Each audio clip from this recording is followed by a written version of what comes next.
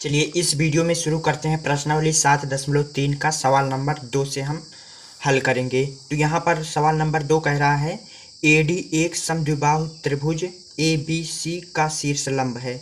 तो जैसे प्रश्न कह रहा है वैसे हम सबसे पहले चित्र बना लेते हैं। तो एक समद्विबाहु त्रिभुज ABC बनाना है। तो यहाँ पे हम एक समद्विबाहु त्रिभुज इस तरह से बना लेंगे। तो समद्विबाहु त्रिभुज में क्या होता है, ये हमारा है एक समद्विबाहु त्रिभुज जिसमें दो भुजाएं बराबर होती हैं। तो ये भुजा बराबर होगा इस भुजा के। ठीक है, तो यह एक समद्विबाहु त्रिभुज है। कह रहा है AD एक समद्विबाहु त्रिभुज ABC का शीर्ष लंब है। ठीक है, तो यहाँ पर हमें शीर्ष लंब खींचना है AD। तो यहाँ से हम एक शीर्ष लंब खींचेंगे जो इस रेखा पर 90 डिग्री का कोण बनाएगा। क्यों बनाएगा? क्योंकि कह रहा है शीर्ष लंब है।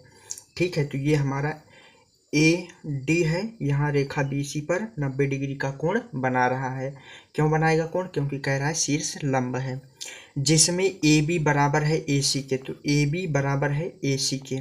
दर्शाइए कि पहला हमें सिद्ध करना है AD रेखाखंड BC को समद्विभाजित करता है। अर्थात ये जो रेखाखंड AD है रेखा BC को बराबर भाग में बांट रहा है, ये हमें सिद्ध करना है। दूसरा सिद्ध करना है AD कोण A को समद्विभाजित करता है। अर्थात ये जो पूरा कोण A है ये रेखा AD बराबर भाग में बांट रहा है, ये हमें दूसरा सिद्ध करना है। ठीक है, तो सबसे पहले जो प्रश्न में दिया होता है उसको हम लिख लेते हैं। तो प्रश्न में दिया है कि भुजा AB बराबर है भुजा AC के।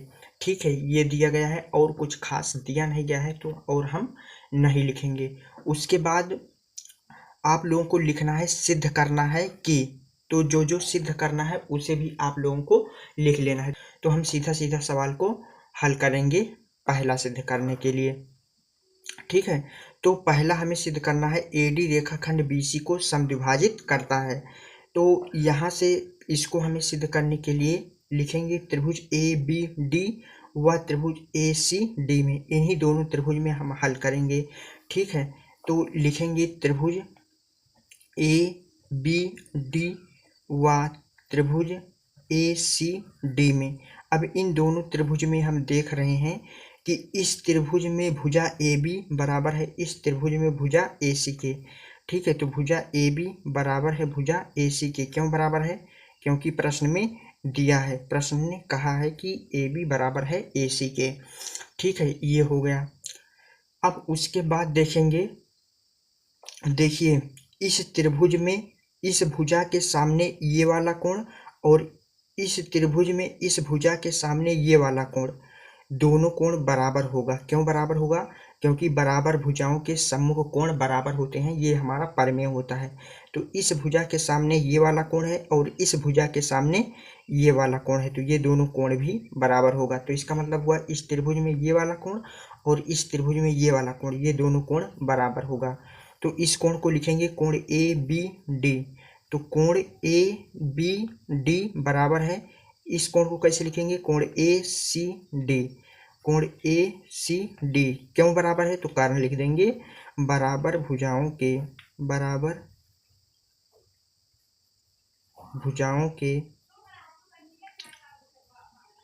सम्मुख कोण बराबर होते हैं, ये कारण भी लिख देंगे। ठीक है, ये हो गया। अब उसके बाद यहाँ पर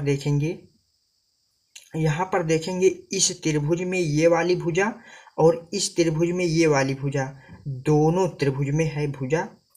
अब यहाँ पर देखेंगे इस त्रिभुज में भुजा AD है और इस त्रिभुज में भुजा AD है, अर्थात दोनों त्रिभुज में भुजा AD कॉमन है। तो यहाँ पर लिखेंगे AD बराबर AD। क्यों है?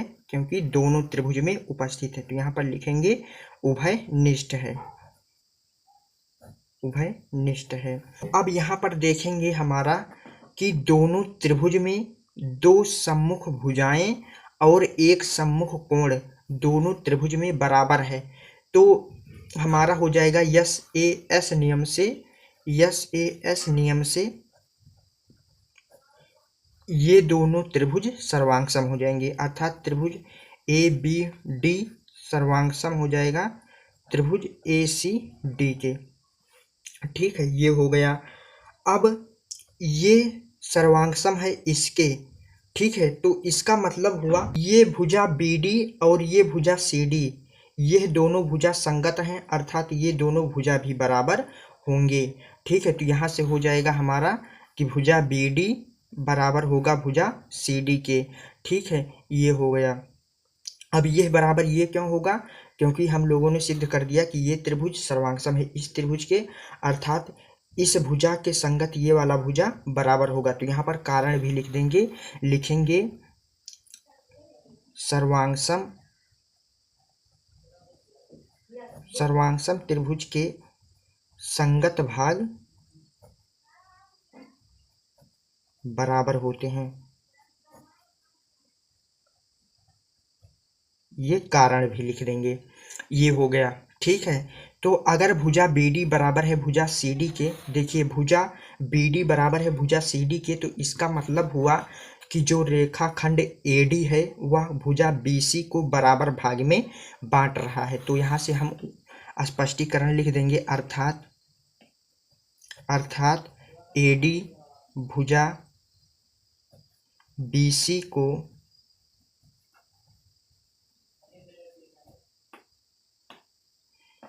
BC को समद्विभाजित करता है। ठीक है, ये हमें सिद्ध करना है। तो बराबर ना लिख के लिखेंगे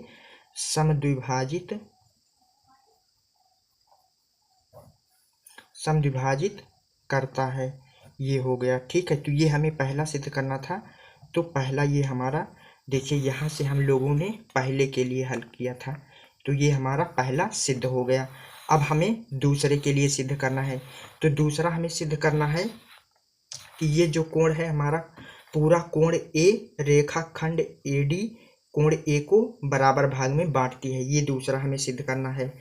ठीक है, तो दूसरे के लिए कैसे सिद्ध करेंगे, देखिए हम लोगों ने सिद्ध किया कि त्रिभुज ABD सर्वांगसम है त्रिभुज ACD के, ये सिद्ध कर दिया है।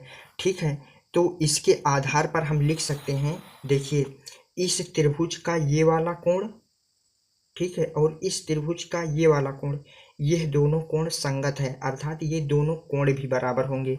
ठीक है, तो यहाँ से हो जाएगा हमारा, देखिए ये दोनों कोण को कैसे लिखेंगे, देखिए इस वाले कोण को लिखेंगे कोण BAD और इस वाले कोण को लिखेंगे कोण CAD। ठीक है, इस तरीके से। तो यहाँ से हो जाएगा हमारा कोण BAD बराबर हो जाएगा कोण CAD के। अब ये बराबर ये क्यों होगा, तो यहाँ कारण लिख देंगे सर्वांगसम त्रिभुज के संगत भाग बराबर होते हैं, तो ये कारण भी लिख देंगे। ठीक है, अब ये कोण बराबर हो गया इस कोण का, तो अर्थात इसका मतलब हुआ कि जो रेखाखंड AD है वह को पूरा कोण A को बराबर भाग में बांट रही है, अर्थात समद्विभाजित कर रही है। तो यहाँ पर हम वही स्पष्टीकरण लिख देंगे। तो यहाँ पर लिखेंगे अतः AD कोण A को समद्विभाजित करती है। ठीक है, ये हो गया। तो ये हमें दूसरा सिद्ध करना था, तो ये दूसरा सिद्ध हो गया। तो आई होप आपको सवाल नंबर 2 अच्छे तरीके से समझ में आ गया होगा। सवाल नंबर 2 में हमें 2 सवाल सिद्ध करने थे, तो ये आपका सिद्ध हो गया। ठीक है, तो आज का यह वीडियो कैसा लगा कमेंट सेक्शन में ज़रूर लिखना है। तो अगर आप लोगों को कक्षा 9 गणित का नोट्स चाहिए तो आप लोगों को इसी वीडियो के डिस्क्रिप्शन में चले जाना है, वहाँ से आपको टेलीग्राम चैनल का लिंक मिल जाएगा। जैसे ही लिंक पर क्लिक करेंगे तो वहाँ से आपको तुरंत टेलीग्राम खुल जाएगा, वहाँ से आप कक्षा 9 गणित का जितना भी नोट्स हमने प्रोवाइड कराया है वहाँ से आप नोट्स प्राप्त कर सकते हैं। मिलते हैं किसी नेक्स्ट वीडियो में, तब तक के लिए सभी दोस्तों को जय हिंद।